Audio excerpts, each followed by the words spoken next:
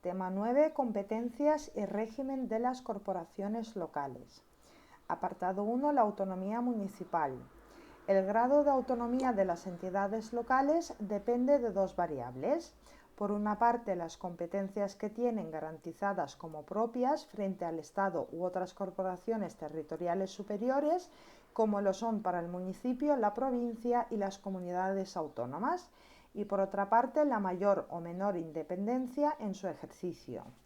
La autonomía de los entes locales y en particular el municipio no puede ser total porque cada entidad local opera en un territorio y una población sobre la que también tienen competencias y responsabilidades el Estado y otros entes territoriales superiores.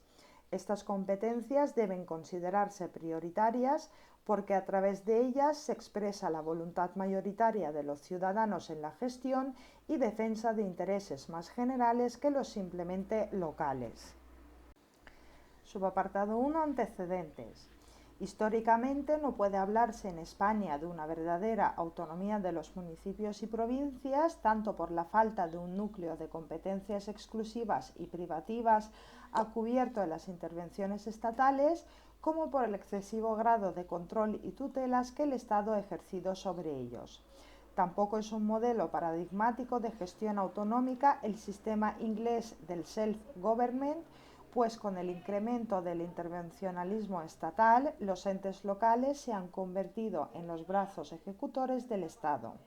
Desde el parámetro del grado de competencias atribuidas como propias a los entes locales, la autonomía o espacio propio de actuación es hoy más difícil de establecer que hace 2 siglos.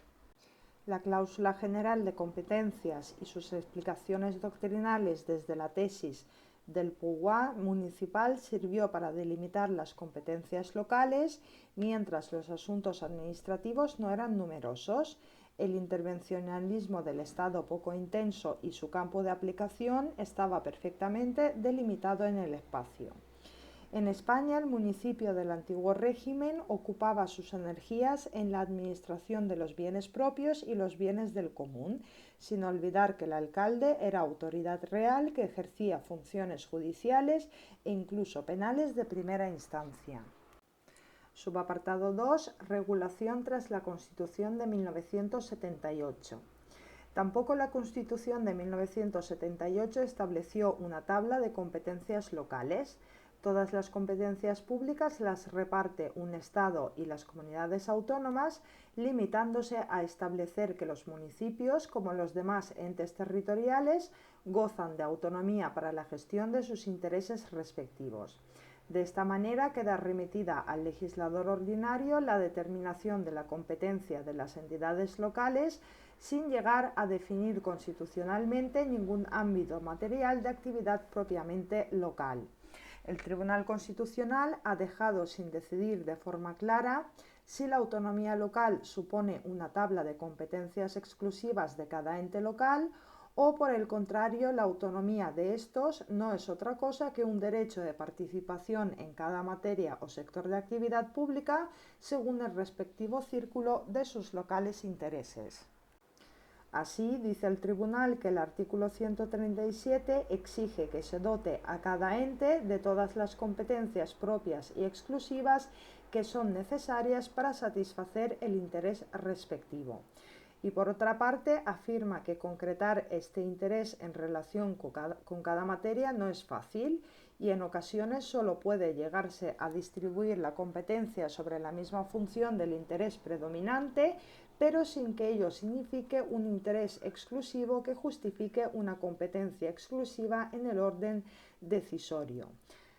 Establece que la autonomía local ha de ser entendida como un derecho de la comunidad local a participar a través de órganos propios en el gobierno y administración de cuantos asuntos le atañen, graduándose la intensidad de esta participación en función de la relación de intereses locales y supralocales. Las competencias locales se continúan definiendo en el derecho español desde la legislación estatal o autonómica, cuya idea matriz en la Ley de Bases de Régimen Local de 1985 es la de asegurar una cuota de participación competencial en las competencias atribuidas a órganos superiores. La cuestión de los ámbitos competenciales de los entes locales debe tener en cuenta una composición equilibrada de los siguientes factores: A. La necesidad de la garantía suficiente de la autonomía local. B. La exigencia de armonización de esa garantía general con la distribución territorial de la disposición legislativa sobre las distintas materias o sectores orgánicos de acción pública. Y C. La imposibilidad material, en todo caso, de la definición cabal y suficiente de las competencias locales en todos y cada uno de los sectores de intervención potencial de la administración local desde la legislación de régimen local. Faltando una enumeración de competencias municipales en la Constitución española, habrá que estar a su delimitación en la legislación local, una delimitación que nunca será cabal y suficiente, como dice el Tribunal Constitucional, y que deberá completarse con las competencias que las leyes sectoriales reservan a los municipios y, en su caso, a las provincias, al regular específicos ámbitos de intervención administrativa cuando en ellos se reconozcan intereses locales. Así, la Ley Orgánica modifica la Ley Orgánica del Tribunal Constitucional para que puedan ser objeto de impugnación ante éste por parte de los entes locales aquellas leyes del Estado o de las comunidades autónomas que pudieran no resultar respetuosas con dicha autonomía. Si la ley no es particular sino general, lo estarán únicamente un séptimo del número de municipios en el ámbito territorial a que afecte aquella, o la mitad de las provincias en el mismo ámbito, siempre que representen la mitad de la población del ámbito afectado. Además, se precisa un informe del Consejo de Estado u órgano consultivo de la correspondiente comunidad autónoma, según que el ámbito territorial al que pertenezcan las corporaciones locales correspondan a varias o a una comunidad autónoma.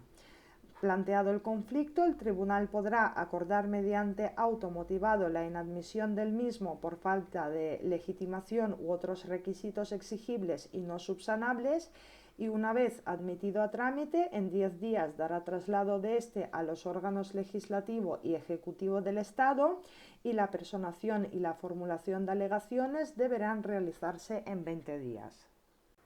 La sentencia declarará si existe o no vulneración de la autonomía local, determinando la titularidad o atribución de la competencia controvertida, y resolverá en su caso lo que procediere sobre las situaciones de hecho o de derecho creadas en lesión de la autonomía local. La declaración en su caso de inconstitucionalidad de la ley que haya dado lugar al conflicto requerirá nueva sentencia si el Pleno del Tribunal decide plantearse la cuestión tras la resolución del conflicto, declarando que ha habido vulneración de la autonomía local. Apartado 2. Las competencias municipales, régimen de las competencias propias y delegadas. Subapartado 1. Las competencias propias. Las denominadas competencias municipales propias, de acuerdo con la LBRL, se ejercen en régimen de autonomía y bajo la propia responsabilidad, atendiendo siempre a la debida coordinación en su programación y ejecución con las demás administraciones públicas. La Ley de Bases de Régimen Local regulaba en términos generosos la legitimación o capacidad del municipio para promover toda clase de actividades y prestar cuantos servicios públicos contribuyan a satisfacer las necesidades y aspiraciones de la comunidad vecinal. Este precepto ha sido objeto de una redacción más medida y estricta en la Ley 27/2013, imponiendo que el municipio, para la gestión de sus intereses y en el ámbito de sus competencias, puede promover actividades y prestar los servicios públicos que contribuyan a satisfacer las necesidades y aspiraciones de la comunidad vecinal en los términos previstos en este artículo. Con carácter general, la Ley de Bases de Régimen Local clasifica ahora las competencias de las entidades locales en dos categorías: las propias y las atribuidas por delegación. Fuera de las propias, las entidades locales solo podrán ejercer otras competencias cuando no se ponga en riesgo la sostenibilidad financiera del conjunto de la hacienda municipal, de acuerdo con los requerimientos de la legislación de estabilidad presupuestaria y sostenibilidad financiera, y no se incurra en un supuesto de ejecución simultánea del mismo servicio público con otra administración pública. Dentro de las competencias propias figuran las competencias de coparticipación en materias sobre las que también ostentan competencias las administraciones superiores y que el municipio ejercerá en todo caso como competencias propias en los términos de la legislación del Estado y de las comunidades autónomas. Estas competencias, de las que la Ley de Racionalización ha excluido las referidas a atención primaria de salud y a la gestión de servicios sociales, quedan ahora circunscritas a las siguientes materias: a. Urbanismo, que incluye planeamiento, gestión, ejecución y disciplina urbanística; protección y gestión de patrimonio histórico, promoción y gestión de la vivienda de protección pública con criterios de sostenibilidad financiera, conservación y rehabilitación de la edificación; b. Medio ambiente urbano, en particular parques y jardines públicos, gestión de los residuos sólidos urbanos y protección contra la contaminación acústica, lumínica y atmosférica en las zonas urbanas; c. Abastecimiento de agua potable a domicilio y evacuación y tratamiento de aguas residuales; d. Infraestructura viaria y otros equipamientos de su titularidad; e. Evaluación e información de situaciones de necesidad social y la atención inmediata a personas en situación o riesgo de exclusión social; f. Policía local, protección civil, prevención y extinción de incendios; g. Tráfico, estacionamiento de vehículos y movilidad, transporte colectivo urbano; h. Información y promoción de la actividad turística de interés y ámbito local; i. Ferias, abastos, mercados, lonjas y comercio ambulante; j. Protección de la salubridad pública; k. Cementerios y actividades funerarias; l. Promoción de deporte e instalaciones deportivas y de ocupación del tiempo libre; m. Promoción de la cultura y equipamientos culturales; n. Participar en la vigilancia del cumplimiento de la escolaridad obligatoria y cooperar con las administraciones educativas correspondientes en la obtención de los solares necesarios para la construcción de nuevos centros docentes; la conservación, mantenimiento y vigilancia de los edificios de titularidad local destinados a centros públicos de educación infantil, de educación primaria o de educación especial; y por último, o. Promoción en su término municipal de la participación de los ciudadanos en el uso eficiente y sostenible de las tecnologías de la información y las comunicaciones. La norma deberá evaluar la conveniencia de la implantación de servicios locales e ir acompañada de una memoria económica que refleje el impacto sobre los recursos financieros de las administraciones públicas afectadas y el cumplimiento de los principios de estabilidad, sostenibilidad financiera y eficiencia del servicio o la actividad.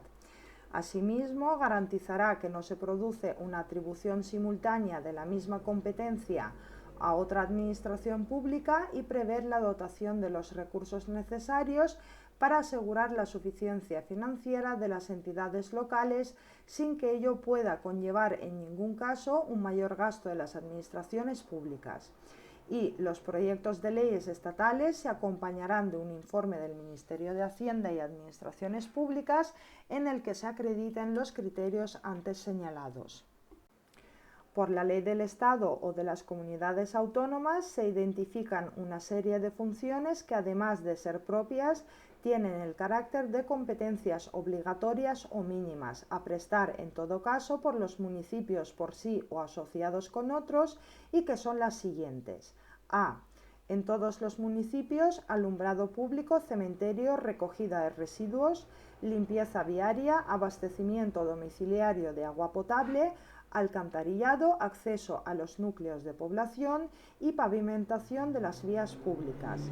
B. En los municipios con población superior a 5.000 habitantes, además, parque público, biblioteca pública y tratamiento de residuos.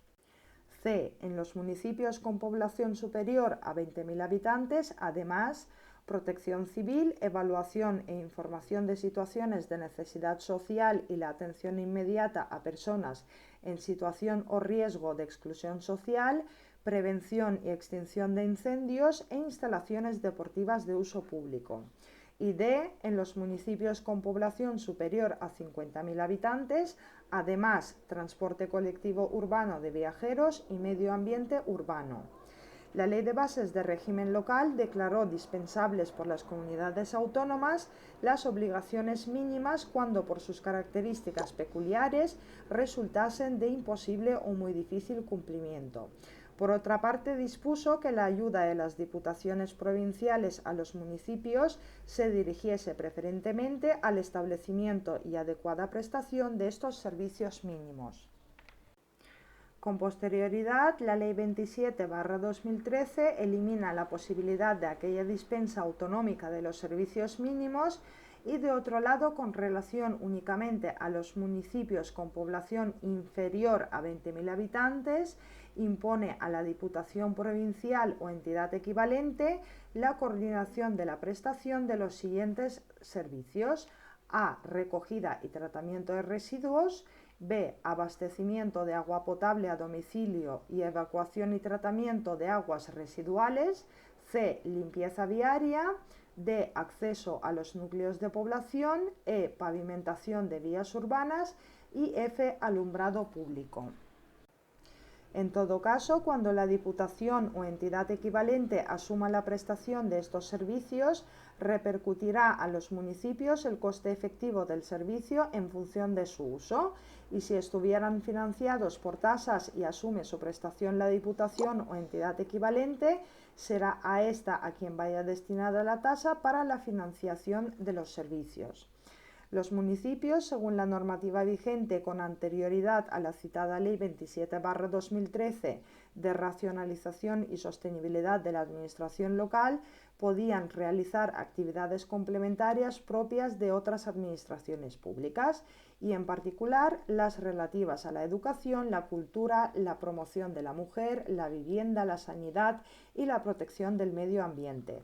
Y justamente por haber sido en estas materias donde se produjo una mayor descoordinación de los municipios con las administraciones superiores y se incurrió en un mayor solapamiento competencial y endeudamiento, dicha ley ha procedido a la supresión del artículo 28 de la Ley de Bases, donde se contenía esa atribución de competencias.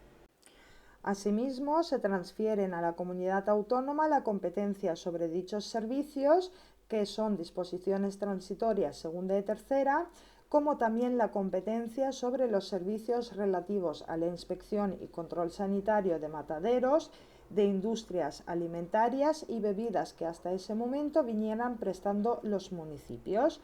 Esto es disposición transitoria primero. Todo ello sin perjuicio de que en los términos que veremos dichas competencias puedan ser ya plenamente titulares de dicha competencia.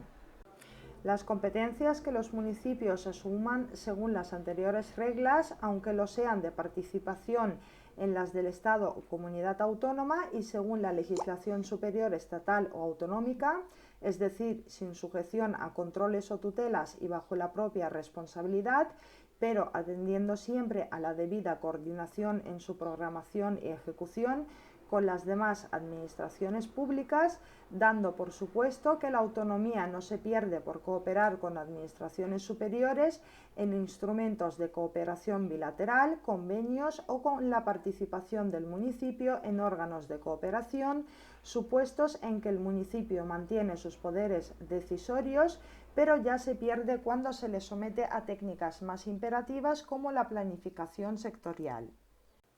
Ante la posibilidad de que el ejercicio de la competencia participada entre las administraciones superiores y la local no sea factible de divisiones y de su ejercicio coordinado por las técnicas anteriores, La ley autoriza a resolver la cuestión mediante procedimientos conjuntos en los que solo uno de los entes territoriales ostenta la potestad decisoria final, pero dando participación a los entes interesados mediante informes, propuestas, etc. Subapartado 2. Las competencias delegadas. A diferencia de la regulación de las competencias propias, la regulación de las competencias atribuidas al municipio por delegación del Estado y de las comunidades autónomas, técnica poco utilizada, está condicionada por la Ley 27/2013 de racionalización y sostenibilidad del régimen local. La delegación deberá determinar el alcance, contenido, condiciones y duración de esta, que no podrá ser inferior a 5 años, así como el control de eficiencia que se reserve la administración delegante y los medios personales, materiales y económicos que ésta asigne sin que pueda suponer un mayor gasto de las administraciones. En todo caso, la administración delegante podrá ser tanto el Estado como las comunidades autónomas. Solicitará la asistencia de las diputaciones provinciales o entidades equivalentes para la coordinación y seguimiento de las delegaciones y podrá verificarse sobre las siguientes competencias: A. Vigilancia y control de la contaminación ambiental.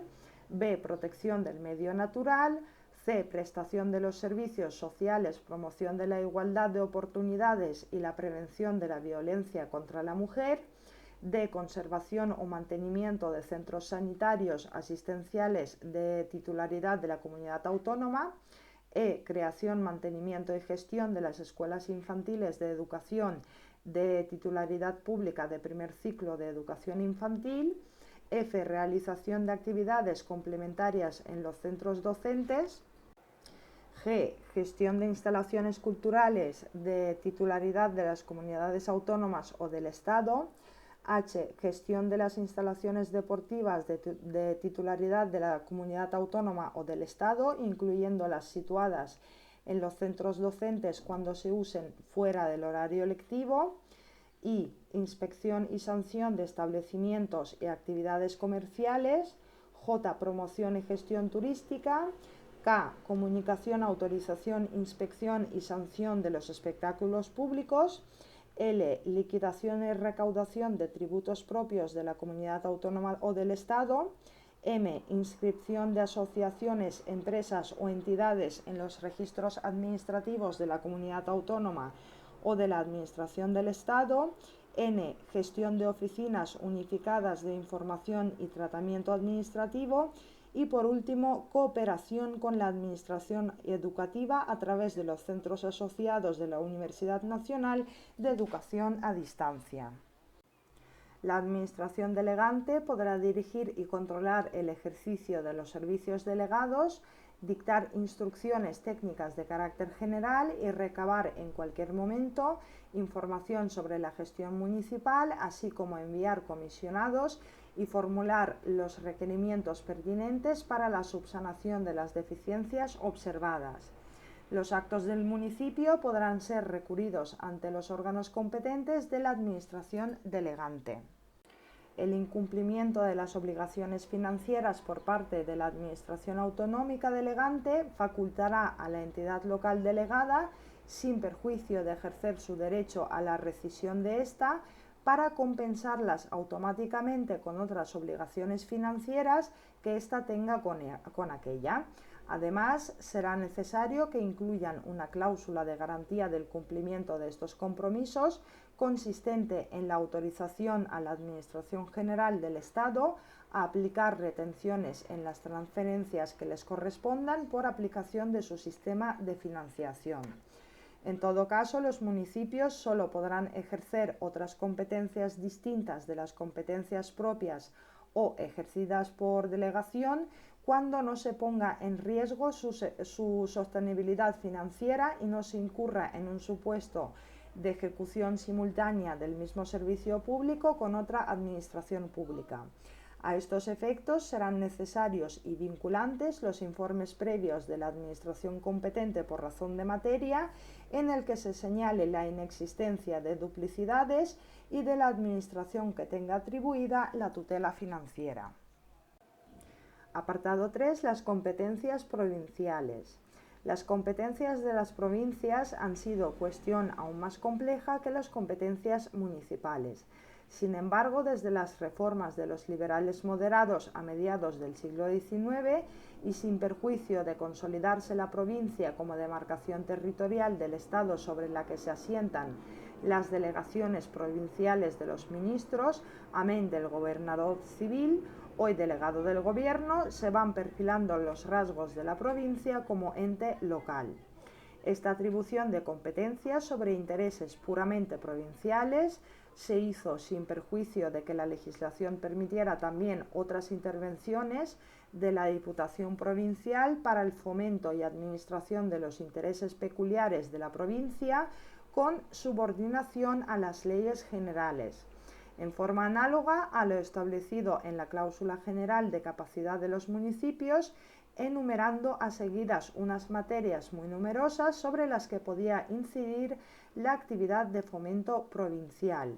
Asimismo, y ya que por imperativo constitucional han de soportarse tantas administraciones sobre un mismo territorio y población, se pretende que la provincia sirva de brazo administrativo de las comunidades autónomas para evitar justamente el nacimiento y desarrollo de una administración periférica de estas, lo que no se ha conseguido. La Ley de Bases de Régimen Local de 1985, modificada por la Ley 27/2013, sigue las mismas pautas establecidas para la definición de las competencias municipales y declara competencias propias de la provincia las que le atribuyen en este concepto las leyes del Estado y de las comunidades autónomas en los diferentes sectores de la acción pública, y en todo caso las siguientes: a. La coordinación de los servicios municipales entre sí para la garantía de la prestación integral y adecuada. B. La asistencia y cooperación jurídica, económica y técnica a los municipios, especialmente los de menor capacidad económica y de gestión. En todo caso, garantizará en los municipios de menos de 1.000 habitantes la prestación de los servicios de secretaría e intervención. C. La prestación de servicios públicos de carácter supramunicipal y, en su caso, supracomarcal, y el fomento, o en su caso, coordinación de la prestación unificada de servicios de los municipios de su respectivo ámbito territorial. En particular, asumirá la prestación de los servicios de tratamiento de residuos en los municipios de menos de 5.000 habitantes y de prevención y extinción de incendios en los de menos de 20.000 habitantes, cuando estos no procedan a su prestación. D. La cooperación en el fomento del desarrollo económico y social y en la planificación en el territorio provincial, de acuerdo con las competencias de las demás administraciones públicas en este ámbito. E. El ejercicio de funciones de coordinación para la elaboración y seguimiento de los planes financieros. F. Asistencia en la prestación de los servicios de gestión de la recaudación tributaria en periodo voluntario y ejecutivo y de servicios de apoyo a la gestión financiera de los municipios con población inferior a 20.000 habitantes. G. La prestación de los servicios de administración electrónica y la contratación centralizada en los municipios con población inferior a 20.000 habitantes. H. El seguimiento de los costes efectivos de los servicios prestados por los municipios de su provincia para una gestión coordinada más eficiente de los servicios que permita reducir estos costes. Y por último, la coordinación mediante convenio con la comunidad autónoma respectiva de la prestación del servicio de mantenimiento y limpieza de los consultorios médicos en los municipios con población inferior a 5.000 habitantes. A los efectos anteriores, la Diputación o entidad equivalente, 1. Aprueba anualmente un plan provincial de cooperación a las obras y servicios de competencia municipal en cuya elaboración deben participar los municipios de la provincia. El plan podrá financiarse con medios propios de la Diputación o entidad equivalente y las aportaciones municipales y las subvenciones que acuerden la comunidad autónoma y el Estado con cargo a sus respectivos presupuestos. La comunidad autónoma asegura en su territorio la coordinación de los diversos planes provinciales y tanto ésta como el Estado pueden sujetar sus subvenciones a determinados criterios y condiciones en su utilización o empleo. 2. Asegura el acceso de la población de la provincia al conjunto de los servicios mínimos de competencia municipal y a la mayor eficacia y economía en la prestación de estos mediante cualesquiera fórmulas de asistencia y cooperación municipal, pudiendo otorgar subvenciones y ayudas con cargo a sus recursos propios para la realización y el mantenimiento de obras y servicios municipales que se instrumentarán a través de planes especiales u otros instrumentos específicos. 3. Garantiza el desempeño de las funciones públicas necesarias en los ayuntamientos y les presta apoyo en la selección y formación de su personal sin perjuicio de la actividad desarrollada en estas materias por la Administración del Estado y la de las comunidades autónomas. Y 4. Da soporte a los ayuntamientos para la tramitación de procedimientos administrativos y realización de actividades materiales y de gestión, asumiéndolas cuando aquellos se las encomienden. Un último supuesto de la actividad de las diputaciones provinciales, sin duda el más problemático de todos, es la llamada gestión ordinaria de las competencias autonómicas, que consiste en encomendar a la Diputación Provincial la ordinaria de servicios propios de la comunidad autónoma en los términos previstos en los estatutos correspondientes. Este supuesto, que se impone obligatoriamente, plantea numerosos problemas, comenzando por el de su constitucionalidad, pues no resulta sencillo conectar el principio de la autonomía provincial con la posibilidad de apropiación forzosa de los aparatos burocráticos de las provincias por las comunidades autónomas a los efectos de que les sirvan de instrumento ciego del ejercicio de las competencias autonómicas. Tampoco resulta fácil saber cuál es la respuesta que en la gestión ordinaria de las competencias autonómicas ha de darse a la imputación de los costes de la actividad, al grado de dependencia de la provincia en la ejecución de las competencias autonómicas y sobre todo a las consecuencias en caso de negativa a ejercitarlas o mala gestión. Apartado 4. El control sobre los entes locales. La autonomía de los entes locales no solo depende de las competencias que se les asigne, sino también, aparte de los medios o recursos económicos, del grado de independencia con que frente al Estado o a otras colectividades territoriales las ejercen. Si los controles y tutelas son muy fuertes, la autonomía desaparece. Por el contrario, si no hay posibilidades de control por los entes territoriales, se corren los riesgos propios de cantonalismo local. Subapartado 1. La tutela en la doctrina del Tribunal Constitucional. La puesta en vigor de la Constitución de 1978 supuso una condena de las técnicas de tutela anteriores a la sentencia del Tribunal Constitucional de 1981 y declaró contrarias a la autonomía local, anulando buena parte de la regulación de la Ley de Régimen Local de 1955.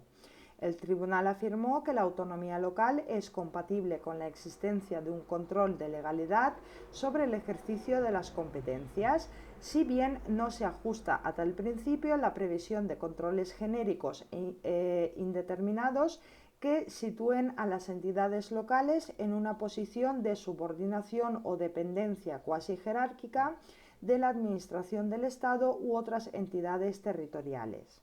En todo caso, los controles de carácter puntual habrán de referirse normalmente a supuestos en que el ejercicio de las competencias de la entidad local incidan en intereses generales concurrentes con los propios de la entidad, sean del municipio, la provincia, la comunidad autónoma o el Estado. El control de legalidad con la precisión anterior puede ejercerse en el caso de los municipios y provincias por la Administración del Estado, aun cuando es posible también su transferencia a las comunidades autónomas. En cambio, sigue diciendo el Tribunal, la autonomía garantizada por la Constitución quedaría afectada en los supuestos en que la decisión correspondiente a la gestión de los intereses respectivos fuera objeto de un control de oportunidad, de forma tal que la toma de la decisión viniera a compartirse por otra administración. El Tribunal Constitucional, en esta y posteriores sentencias, ha concretado así sus criterios. 1. Es inconstitucional la potestad de suspender o destituir de sus cargos a los presidentes y miembros de las corporaciones locales en caso de mala conducta, así como por motivos graves de orden público, dado el carácter representativo de los mismos. 2. Es incompatible con la autonomía local la sustracción de la potestad del municipio de aprobación de los presupuestos. Sin embargo, es constitucional la posibilidad de limitar la asunción de obligaciones que se entiende que por leyes generales. 3. Es inconstitucional la regla según la cual en las materias no confiadas a la exclusiva competencia de los municipios y provincias, unos y otras actuarían bajo la dirección administrativa del Ministerio de Gobernación, ahora Ministerio del Interior, pues otorga una potestad de dirección genérica a la Administración del Estado que refleja una concepción acerca de la posición del municipio y la provincia que se opone al concepto de autonomía. Y por último, 4. Por el contrario, es constitucional la suspensión provisional por el subdelegado del Gobierno de las ordenanzas y reglamentos locales incursos en infracción legal por tratarse de un control de legalidad de alcance limitado, ya que la suspensión tiene carácter provisional hasta que decida la jurisdicción contencioso-administrativa. Subapartado 2. La judicialización de las relaciones de control y tutela. Consecuentemente, con la dura condena por el Tribunal Constitucional de los controles y tutelas sobre las entidades locales, la Ley de Bases de Régimen Local de 1985 huye de la utilización de las expresiones típicas y tradicionales en la designación de la materia a que nos venimos refiriendo, como control, tutela, fiscalización u otras, regulando estas técnicas cuando las admite bajo los genéricos términos de relaciones interadministrativas e impugnación de actos y acuerdos y ejercicio de acciones. Pero a pesar de este cambio semántico, la realidad es que los preceptos sustantivamente más importantes que estos capítulos se refieren justamente al, aunque debilísimo, control del Estado y de las comunidades autónomas sobre los entes locales, y que como primera condición requiere asegurar a la instancia controladora una adecuada información.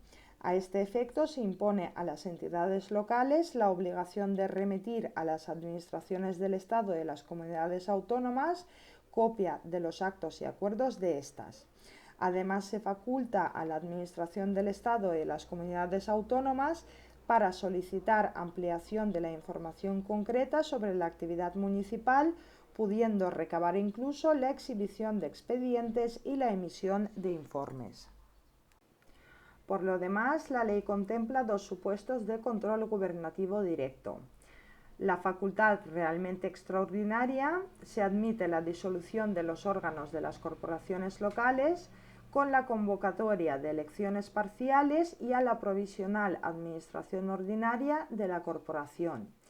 Pero esta disolución solo podrá acordarse en el caso, difícil de imaginar, de gestión gravemente dudosa para los intereses generales que suponga el incumplimiento de obligaciones constitucionales. La segunda facultad es la facultad de disolución que se atribuye al Consejo de Ministros a iniciativa propia y con conocimiento del Consejo de Gobierno de la comunidad autónoma correspondiente o a solicitud de ésta, requiriéndose nada menos que el previo acuerdo favorable del Senado, y que sepamos, esta medida solo se ha aplicado para la disolución del Ayuntamiento de Marbella. La disolución supone la convocatoria de elecciones parciales para la constitución de una nueva corporación dentro del plazo de 3 meses, salvo que por la fecha en que ésta debiera constituirse, el mandato de ésta hubiese de resultar inferior a 1 año.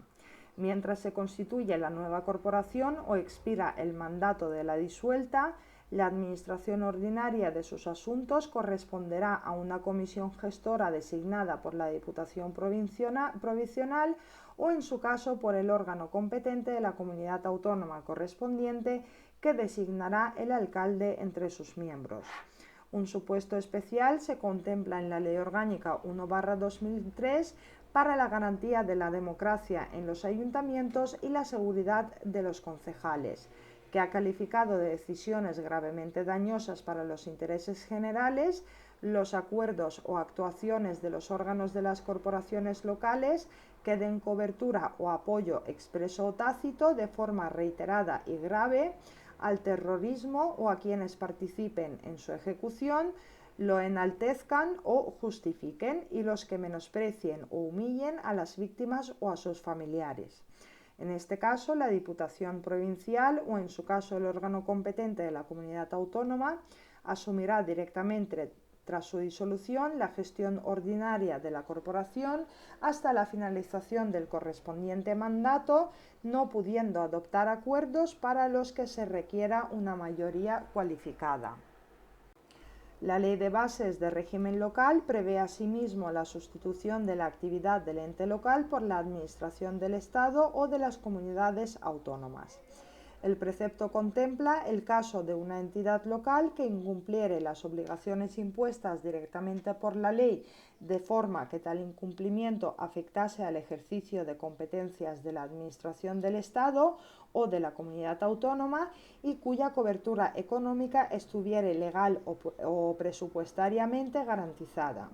En este supuesto, la Administración del Estado o la autonómica, según su respectivo ámbito competencial, deberán recordar a la entidad local su cumplimiento, concediéndole el efecto del plazo que fuese necesario, y si transcurrido dicho plazo nunca inferior a un mes, el incumplimiento persistiese, se procederá a adoptar las medidas necesarias para el cumplimiento de la obligación a costa y en sustitución de la entidad local. Fuera de estos supuestos de control, no hay más controles sobre la actividad de las entidades locales que los también largos y poco eficaces controles de legalidad ante la jurisdicción contencioso-administrativa, y en los siguientes casos. 1. Cuando el acto de alguna entidad local infrinja el ordenamiento jurídico. En este caso, la Administración del Estado o de la comunidad autónoma podrá requerir a aquella para que anule dicho acto o acuerdo de forma motivada y expresando la normativa que se considera vulnerada, o bien puede, sin necesidad de requerimiento, impugnarlo directamente ante la jurisdicción contencioso-administrativa. 2. Cuando el acto o acuerdo de la entidad local menoscabe la competencia del Estado o de las comunidades autónomas, interfiera su ejercicio o se exceda en la propia competencia. En este caso, cabe la impugnación por aquellas en el plazo de 15 días, debiendo precisar la impugnación la lesión o, en su caso, extralimitación competencial que la motiva y las normas legales vulneradas en las que se funda. En el caso de que la impugnación contuviera, además, petición expresa de suspensión del acto o acuerdo impugnado, el tribunal, si la estima fundada, acordará la suspensión. No obstante, a instancia de la entidad local y oyendo a la administración demandada, el tribunal podrá alzar en cualquier momento, en todo o en parte, la suspensión decretada en caso de que ella hubiere de derivarse perjuicio al interés local no justificado por las exigencias del interés general o comunitario hecho valer en la impugnación. Y 3. Cuando el acto o acuerdo atente gravemente al interés general de España. En este caso, el delegado del Gobierno, previo requerimiento al presidente de la corporación, y en el caso de no ser atendido en el plazo de 5 días, podrá suspender el acuerdo y adoptar las medidas pertinentes a la protección de dicho interés en el plazo de 10 días. Acordada la suspensión de un acto o acuerdo, el delegado del Gobierno deberá impugnarlo en el plazo de 10 días desde la suspensión ante la jurisdicción contencioso-administrativa. Subapartado 3. La acreditada inoperancia del control judicial. Importa ahora valorar los resultados del sistema de control judicial implantado en Francia y en España. ¿Cómo ha sido recibido por sus beneficiarios los municipios? ¿La acción conjunta del Estado y la jurisdicción administrativa han servido para algo? Porque si la técnica impugnativa ante los tribunales después del abandonado del control gubernativo ha fracasado, la conclusión sería que los municipios están sin control en Francia y en España. Muy simplificadamente podemos contestar a aquellas interrogantes afirmando que los municipios han respondido con ingrata insolencia a su nuevo estatus y extraído consecuencias organizativamente inadmisibles, y por ende que la confianza depositada en el control judicial como forma suficiente de control se ha visto defraudada. En Francia, la primera sorpresa consistió en que el principio de libre administración se interpretó como si de una total autonomía se tratase. Igualmente, las memorias de 1991 y 1992 del mediador de la República corroboran esa rebeldía, indicando que los dirigentes locales estaban persuadidos que podían decidir soberanamente de todo y disponían de una competencia ilimitada. Además, en su memoria de 1993, el Consejo de Estado, 10 años después de la reforma de descentralización, constataba que la implantación del principio de libre administración de las colectividades locales se ha operado al detrimento de otros principios, no menos fundamentales, como el principio de indivisibilidad de la República o de unidad del Estado. Los electos locales han sobreestimado ampliamente el alcance del principio y manifestado una tendencia pronunciada a liberarse o a intentar liberarse de las reglas definidas por el Estado, de hecho por la ley, mirándolas como atentatorios de su libertad e incompatibles con la responsabilidad eminente de la que se consideran investidos por la historia y por la filosofía política predominante en todos los dominios del desarrollo económico y social. Además de alentar una permanente contestación política, el Consejo de Estado francés advertía que los servicios estatales encargados del control de legalidad se vieron sobrepasados al tratar una gran masa de actos en plazos cortos y estrictos y con medios obsoletos. Como el Consejo de España señalaba, las colectividades locales estaban muy de lejos de ejecutar lealmente las decisiones de justicia que anulan sus actos en materia de urbanismo, contratos y función pública. En cuanto a lo acontecido con estos mismos controles en la administración española, no conocemos estudio alguno que permita hacer un juicio parecido, ni es de esperar que se produzca de órganos tan inoperantes en el análisis del quehacer de nuestra administración como los defensores del pueblo estatales o autonómicos o el Consejo de Estado, cuyo parecido con el francés sería pura coincidencia. Esto explicaría que el libro blanco no se ocupe del asunto y que el anteproyecto de ley del gobierno local reproduzca el mismo sistema de la Ley de Bases de 1985. La impresión de que los municipios españoles están fuera de control está confirmada por los sucesivos y desconsolados informes del Tribunal de Cuentas, conclusivamente reflejados en la moción del Pleno del Tribunal de Cuentas para las Cortes Generales de 2006 sobre el control interno, llevanza de la contabilidad, gestión de personal y contratación de los municipios. El informe asegura que la mayoría de las entidades locales no ejercen la función de control financiero tanto de ellas mismas como de los entes que de ellas dependen. Y es más, en los casos en que sí se hace ese control, no se documenta con un informe que se pueda enviar al Pleno de la Corporación. Igualmente, el Tribunal afirma que muchos ayuntamientos de más de 50.000 habitantes no elaboran las memorias correspondientes sobre el cumplimiento de los objetivos programados y sobre el coste de los programas que deben acompañar a la cuenta general, tal y como les obliga la ley reguladora de las haciendas locales. Una de las razones fundamentales de este problema en los ayuntamientos es la falta de personal cualificado para atender las cuentas. Numerosos municipios mantienen vacantes número elevado de puestos reservados a funcionarios con habilitación de carácter nacional, a los que se cede por oposición, que son sustituidos con personal cuya cualificación no siempre es la más adecuada, normalmente funcionarios interinos. Esta situación es contraria a los principios de control en los municipios, según los cuales el órgano gestor no debe coincidir con el fiscalizador. Por lo tanto, es nombrado pero también cesado por la propia entidad local. Pero en los casos de los funcionarios habilitados no es el único problema en la gestión de personal que tienen los ayuntamientos. La moción que el Tribunal de Cuentas ha dirigido al Parlamento denuncia que en su mayor parte las corporaciones locales no elaboran las plantillas de acuerdo con los principios de racionalidad, economía o eficiencia, tanto en lo que se refiere a los funcionarios como al personal laboral o eventual. Además, en gran parte de las entidades locales, en los procesos de selección de personal, se incumplen los principios constitucionales de igualdad, mérito y capacidad, algo que los innumerables procesos penales abiertos a la clase política local por delitos de cohecho no ha hecho más que confirmar. Subapartado 4. La vuelta de los controles gubernativos, el control de la estabilidad presupuestaria y sostenibilidad local.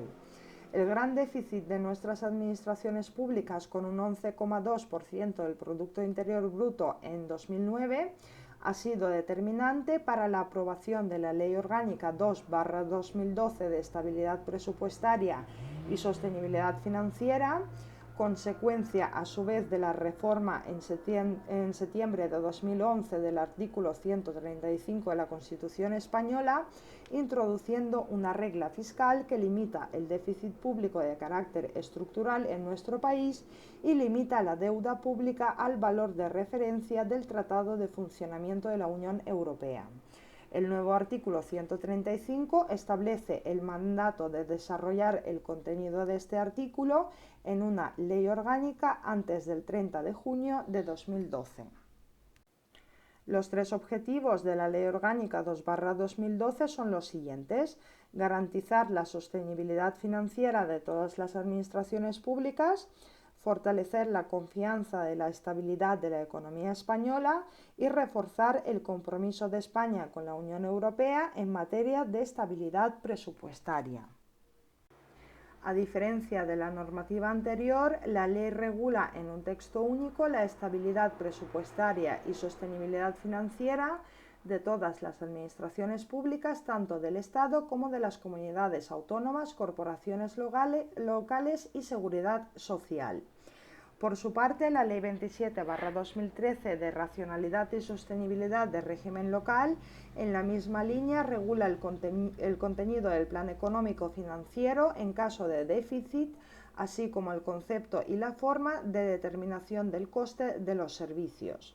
Así, cuando por incumplimiento del objetivo de estabilidad presupuestaria, del objetivo de deuda pública o de la regla de gasto, las corporaciones locales incumplidoras formulen su plan económico financiero, lo harán de conformidad con los requisitos formales que determine el Ministerio de Hacienda y Administraciones Públicas y con inclusión al menos de las siguientes medidas: a. Supresión de las competencias que ejerza la entidad local, que sean distintas de las propias y de las ejercidas por delegación. B. Gestión integrada o coordinada de los servicios obligatorios que presta la entidad local para reducir sus costes. D. Incremento de ingresos para financiar los servicios obligatorios que presta la entidad local. E. Racionalización organizativa. E. Supresión de entidades de ámbito territorial inferior al municipio que en el ejercicio presupuestario inmediato anterior incumplan con el objetivo de estabilidad presupuestaria o con el objetivo de deuda pública, o que el periodo medio de pago a proveedores supere en más de 30 días el plazo máximo previsto en la normativa de morosidad. Y F. Una propuesta de fusión con un municipio colindante de la misma provincia. Todas las entidades locales calcularán y comunicarán al Ministerio de Hacienda antes del día 1 de noviembre de cada año el coste efectivo de los servicios que prestan, partiendo de los datos contenidos en la liquidación del presupuesto general y de las cuentas anuales aprobadas de las entidades vinculadas o dependientes correspondiente al ejercicio inmediato anterior. El cálculo de coste efectivo de los servicios tendrá en cuenta, según criterios que se determinarán por el orden del Ministro de Hacienda y Administraciones Públicas, los costes reales directos e indirectos de los servicios conforme a los datos de ejecución de gastos mencionados en el apartado anterior. Subapartado 5. El retorno de una intervención fiable en la Ley 27/2013 de racionalidad y sostenibilidad local. Para lograr un control económico presupuestario más riguroso, dicha ley refuerza el papel de los funcionarios con funciones de secretaría y de intervención en las entidades locales, que en las últimas décadas se había convertido prácticamente en marioneta de los políticos locales, de quienes dependían en demasía a efectos de nombramientos, ceses y retribución. En adelante, el Gobierno fijará las normas, los procedimientos de control, metodología de aplicación, criterios de actuación, así como derechos y deberes en el desarrollo de las funciones públicas necesarias en todas las corporaciones locales. El control por estos funcionarios se ejercerá en sus modalidades de función interventora, función de control financiero, incluida la auditoría de cuentas, y función de control de la eficacia. A estos efectos, el Ministerio de Hacienda y Administraciones Públicas formulará una propuesta al Gobierno sobre los procedimientos de control, metodología de aplicación, criterios de actuación, derechos y deberes del personal controlador y destinatarios de los informes señalados. Obviamente, el peso de control interno recae sobre los órganos interventores de las entidades locales, que remitirán con carácter anual a la Intervención General de la Administración del Estado un informe resumen de los resultados de los citados controles desarrollados en cada ejercicio.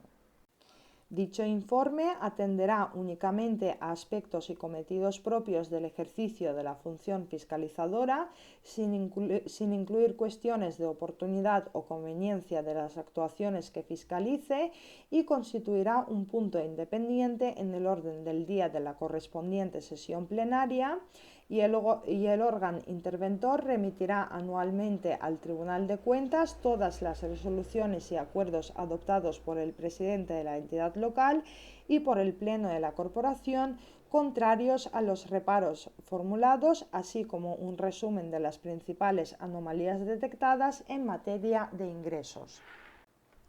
Apartado 5. El estatus de los miembros de las corporaciones locales. La Ley de Bases de Régimen Local de 1985 pretende que los miembros de las corporaciones locales se profesionalicen al máximo, abandonando la anterior concepción honorífica del cargo municipal, que privilegiaba a las personas de posición económica desahogada. A este efecto se articulan dos tipos de medidas.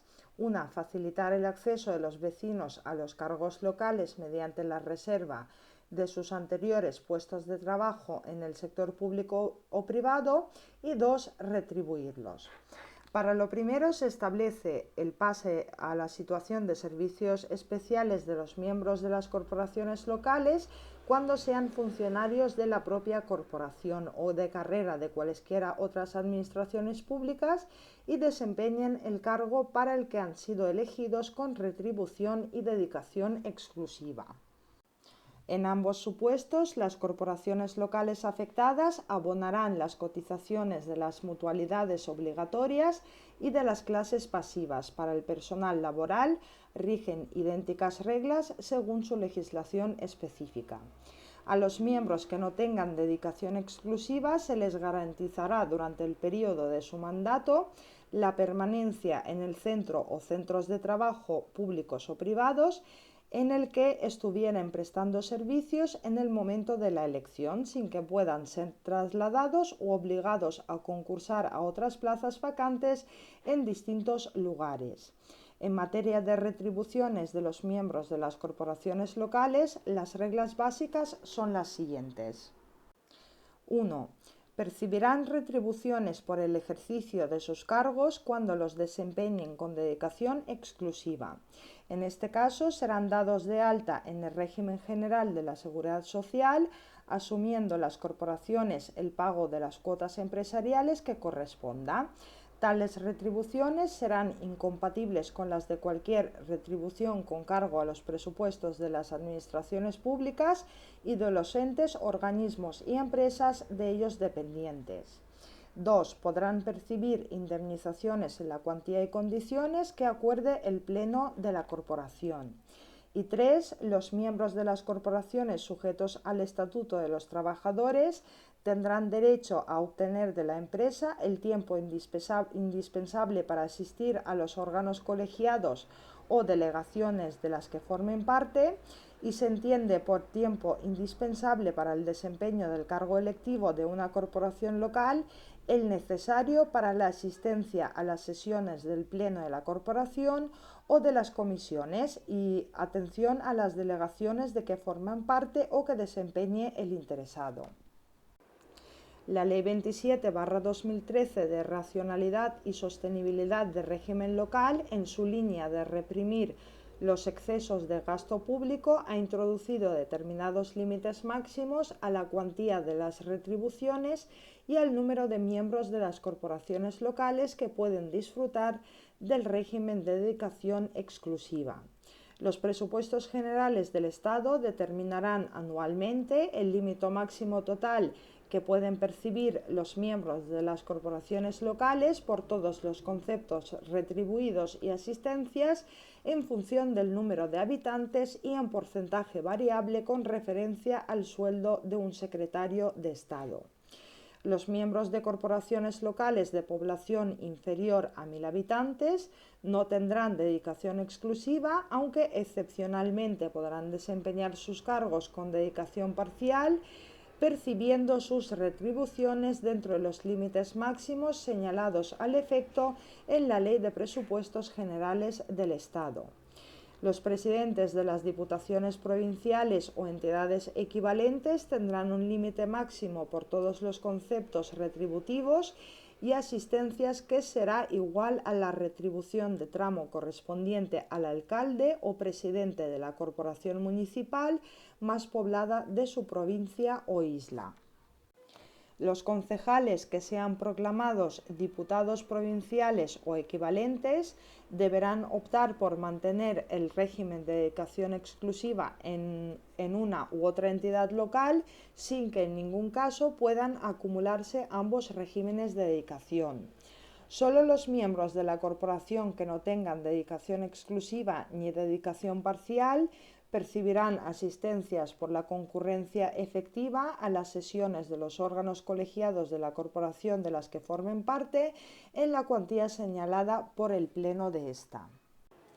Las leyes anuales de presupuestos generales del Estado podrán establecer un límite máximo y mínimo total que por todos los conceptos retributivos pueda percibir el personal al servicio de las entidades locales y entidades de ellas dependientes, en función del grupo profesional de los funcionarios públicos o equivalente del personal laboral, así como de otros factores que se puedan determinar en las leyes de presupuestos generales del Estado de cada año. La prestación de servicios en los ayuntamientos en régimen de dedicación exclusiva por parte de sus miembros deberá ajustarse en todo caso a determinados límites establecidos en función del número de habitantes del municipio. Asimismo, los miembros que podrán prestar sus servicios en régimen de dedicación exclusiva en las diputaciones provinciales será el mismo que el tramo correspondiente a la corporación del municipio más poblado de su provincia. Para asegurar la ética y la imparcialidad en el comportamiento de los miembros de las corporaciones locales, se crea en cada corporación un registro de intereses, obligándoles antes de la toma de posesión o cuando se produzcan variaciones durante su mandato a formular declaración de sus bienes y de las actividades privadas que les proporcionen o les puedan proporcionar ingresos económicos o afecten al ámbito de competencias de la corporación. Para asegurar su neutralidad, los miembros de las corporaciones locales deben abstenerse de participar en la deliberación, votación, decisión y ejecución de todo asunto cuando concurra alguna de las causas de incompatibilidad a la que se refiere la Ley de Régimen Jurídico de las Administraciones Públicas y del Procedimiento Administrativo Común o la de los contratos de las administraciones públicas. No obstante, la participación de un miembro incompatible no llevará necesariamente consigo la invalidez del acto, acuerdo o contrato, que sólo se producirá cuando la actuación del miembro incompatible haya sido determinante del acuerdo adoptado. Sobre la responsabilidad, la Ley de Bases, tras recoger la regla general de que los miembros de los órganos colegiados son responsables de los actos y acuerdos que hayan votado favorablemente, reitera las reglas generales. 1. Responsabilidad civil y penal frente a los particulares por los actos y omisiones realizados en el ejercicio de sus cargos. 2. Responsabilidad exigible ante los tribunales ordinarios. Y 3. Responsabilidad disciplinaria. Se faculta a los presidentes de las corporaciones locales para sancionar con multa a sus miembros por falta no justificada de asistencia a las sesiones o incumplimiento reiterado de sus obligaciones en los términos que determina la ley de la comunidad autónoma y supletoriamente el Estado. Apartado 6. Régimen de funcionamiento de las corporaciones locales. La Ley de Bases de Régimen Local de 1985 reguló el régimen de las sesiones, acuerdos, aprobación de ordenanzas, conflictos y responsabilidad, y desarrollado por el Reglamento de Organización, Funcionamiento y Régimen Jurídico de las Entidades Locales. Dicho régimen fue posteriormente modificado por la Ley 11/1999. Subapartado 1. Sesiones. Las sesiones que celebren los órganos colegiados de las entidades locales, esto es, el Pleno, juntas de gobierno y los órganos complementarios que eventualmente puedan crearse. Pueden ser de dos clases: ordinarios con periodicidad preestablecida y extraordinarios, que pueden ser a su vez urgentes. La periodicidad de las sesiones ordinarias depende de la importancia del municipio, de forma que el Pleno celebra como mínimo cada mes en los ayuntamientos de municipios de más de 20.000 habitantes y en las diputaciones provinciales. Cada 2 meses en los ayuntamientos de los municipios de una población entre 5.001 habitantes y 20.000 habitantes y cada 3 meses en los municipios de hasta 5.000 habitantes. El Pleno celebra sesión extraordinaria cuando así lo decida el presidente o lo solicite la cuarta parte, al menos, del número legal de miembros de la corporación, sin que ningún concejal pueda solicitar más de 3 anualmente. En este último caso, la celebración del mismo no podrá demorarse por más de 15 días hábiles desde que fuera solicitada, no pudiendo incorporarse el asunto al orden del día de un pleno ordinario o de otro extraordinario con más asuntos si no lo autorizan expresamente los solicitantes de la convocatoria. Si el presidente no convocase el pleno extraordinario solicitado por el número de concejales indicado dentro del plazo señalado, quedará automáticamente convocado para el 10º día hábil siguiente al de finalización de dicho plazo a las 12 horas, lo que será notificado por el secretario de la corporación a todos los miembros de esta al día siguiente de la finalización del plazo. En ausencia del presidente o de quien legalmente haya de sustituirle, el Pleno quedará válidamente constituido siempre que concurra 1/3 de sus miembros, que nunca podrá ser inferior a 3, y que deberá mantenerse en toda la sesión, en cuyo caso será presidido por el miembro de la corporación de mayor edad entre los presentes. Salvo caso de fuerza mayor, las sesiones se celebrarán en la sede de la Diputación o del Ayuntamiento y serán públicas, salvo el debate y la votación en aquellos asuntos que puedan afectar al derecho fundamental de los ciudadanos, y por el contrario, las sesiones de las juntas de gobierno son secretas. La convocatoria de la sesión será pública de manera general y se hará con 2 días hábiles de antelación como mínimo, excepto las extraordinarias urgentes, cuya convocatoria con este carácter deberá ser ratificada por el Pleno y desde el mismo día de la convocatoria los miembros de la Corporación deberán disponer de la documentación íntegra de los asuntos incluidos en el orden del día que deben ser objeto de debate. El orden del día de las sesiones será fijado por el presidente de la Diputación o el alcalde y solo podrán incluir aquellos asuntos que hayan sido previamente dictaminados, informados o sometidos a consulta de la comisión informativa que corresponda, salvo razón de urgencia y ratificando el Pleno tal inclusión. En el orden del día de las sesiones ordinarias se incluirá siempre el punto de ruegos y preguntas. Los debates del asunto o asuntos a tratar serán ordenados por el presidente de la Diputación o por el alcalde, que concederá y retirará la palabra, así como los turnos, y cerrará el debate.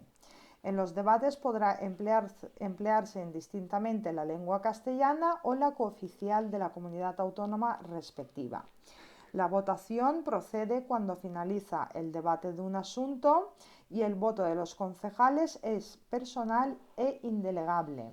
Las votaciones pueden ser ordinarias cuando se manifiestan por signos convencionales de asentimiento, disentimiento o abstención, nominales, que son las que se realizan mediante llamamiento por orden alfabético y en el que cada miembro, al ser llamado, responde sí, no, me abstengo. La votación secreta se realiza por papeletas y solo podrá utilizarse para la elección y destitución de personas. Subapartado 2. Grupos políticos. A efectos de su actuación corporativa, los miembros de las corporaciones locales se constituirán en grupos políticos en la forma y con los derechos y las obligaciones que se establezcan, con excepción de aquellos que no se integren en el grupo político que constituya la formación electoral por la que fueron elegidos o que abandonen su grupo de procedencia, que tendrán la consideración de miembros no adscritos. El Pleno de la Corporación, con cargo a los presupuestos anuales de la misma, podrá asignar a los grupos políticos una dotación económica que deberá contar con un componente fijo, idéntico para todos los grupos, y otro variable en función del número de miembros de cada uno de ellos. Los derechos económicos y políticos de los miembros no adscritos no podrán ser superiores a los que les hubiesen correspondido de permanecer en el grupo de procedencia y se ejercerán en la forma que determine el reglamento orgánico de cada corporación. Subapartado 3. Régimen de acuerdos.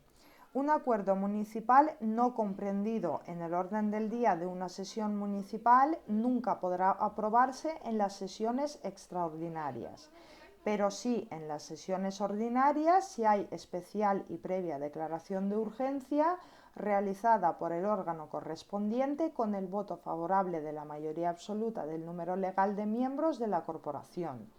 El Pleno se constituye válidamente con la asistencia de 1/3 del número legal de miembros de este, que nunca podrá ser inferior a 3. Este quórum deberá mantenerse durante toda la sesión, siendo en todo caso necesaria la asistencia del presidente y del secretario de la corporación o de quienes legalmente le sustituyan. Los acuerdos de las corporaciones locales se adoptarán mediante votación ordinaria como regla general y por mayoría simple de los miembros presentes. Existe mayoría simple cuando los votos afirmativos son más que los negativos. En caso de votaciones con resultado de empate, se efectuará una nueva votación y, si persistiera el empate, decidirá el voto de calidad del presidente.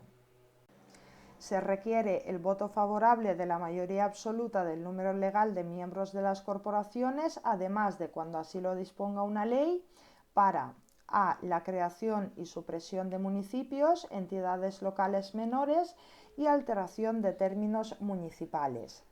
B. Delimitación del término municipal, alteración del nombre y de la capitalidad del municipio y adopción o modificación de su bandera, enseña o escudo. C. Aprobación y modificación del reglamento orgánico propio de la corporación. D. Creación, modificación o disolución de mancomunidades u otras organizaciones asociativas, así como la adhesión a las mismas y la aprobación y modificación de sus estatutos. E. Transferencia de funciones o actividades a otras administraciones públicas o aceptación de delegaciones o encomiendas de gestión. F. Cesión del aprovechamiento de los bienes comunales. G. Concesión de bienes o servicios por más de 5 años, siempre que su cuantía exceda del 20% de los recursos ordinarios del presupuesto. H. Municipalización o provincialización de actividades en régimen de monopolio y aprobación de la forma concreta de gestión del servicio correspondiente. I. Aprobación de operaciones financieras o de crédito y concesiones de quitas o esperas cuando su importe supere el 10% de los recursos ordinarios de su presupuesto, así como las operaciones de créditos previstos en el artículo 158 de la Ley 39/1988, reguladora de las haciendas locales.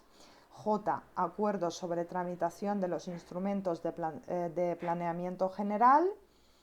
K. Enajenación de bienes cuando su cuantía exceda del 20% de los recursos ordinarios de su presupuesto. L. Alteración de la calificación jurídica de los bienes demaniales o comunales.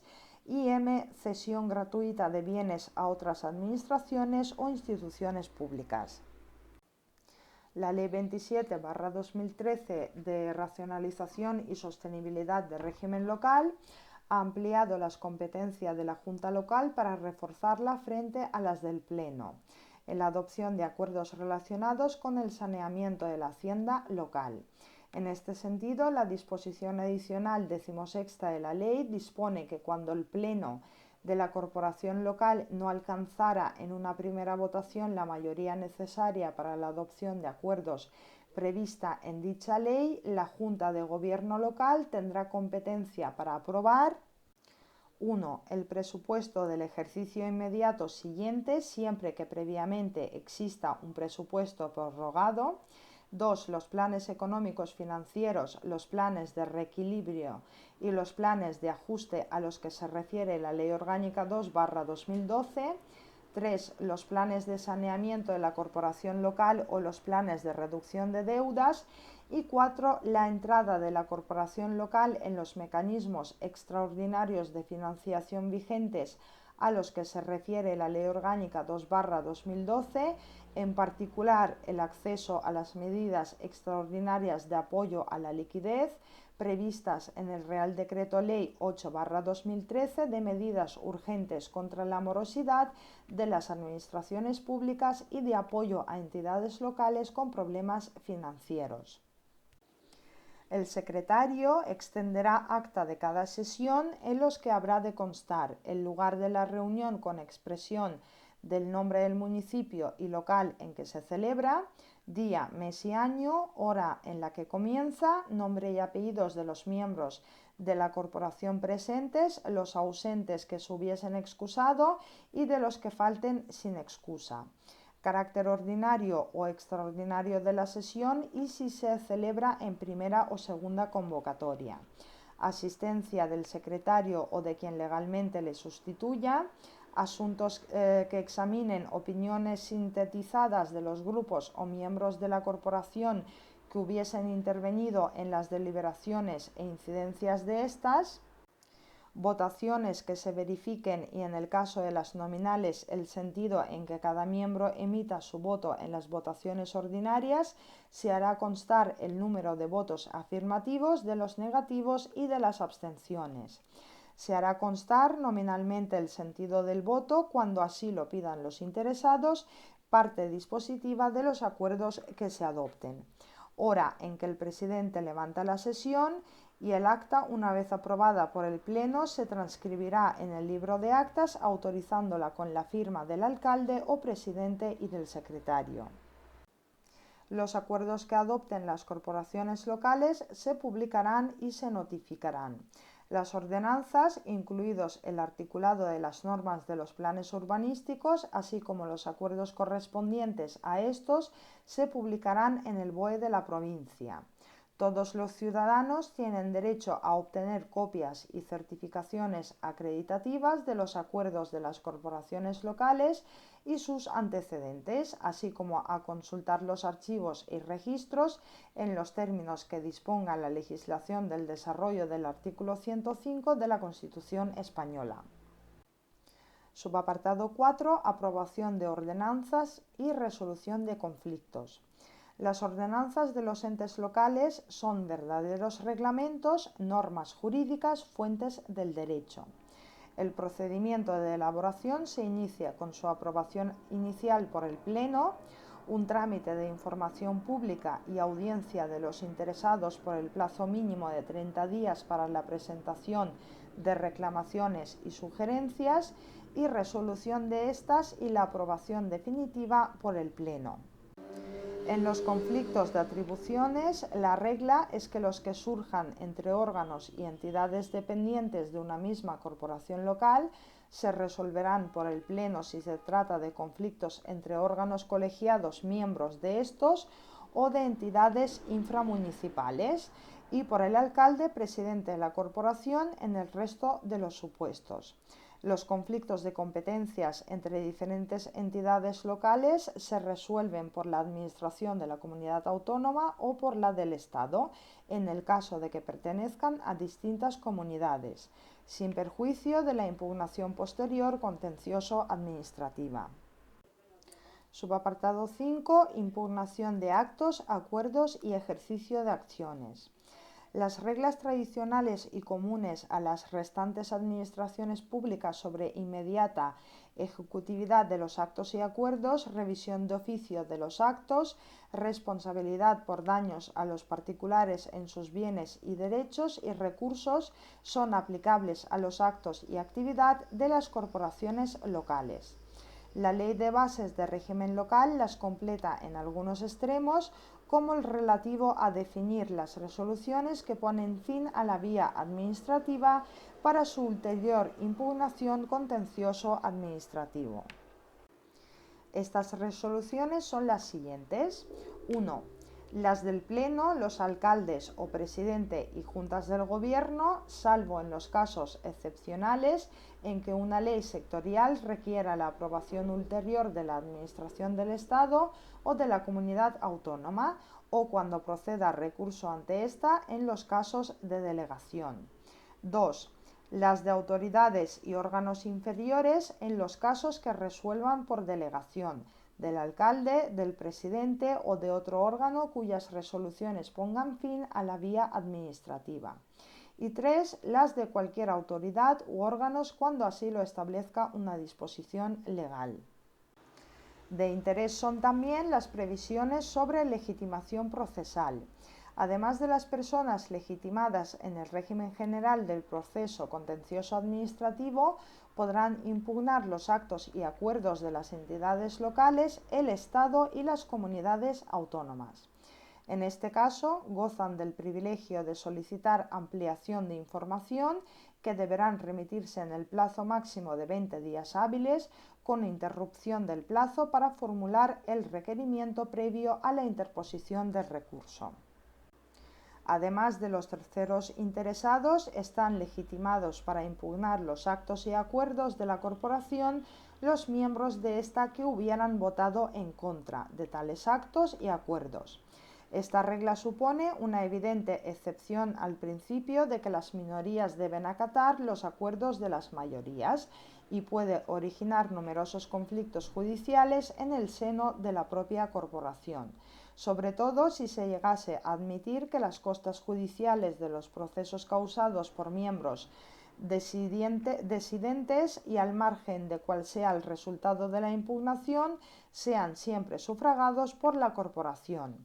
En favor de los vecinos, la Ley de Bases de Régimen Local recoge la regla tradicional de la acción pública que les permite ejercer en nombre de la entidad local las acciones precisas en defensa de los bienes y derechos de ésta cuando, previo el oportuno requerimiento, la corporación local no las hubieren ejercitado.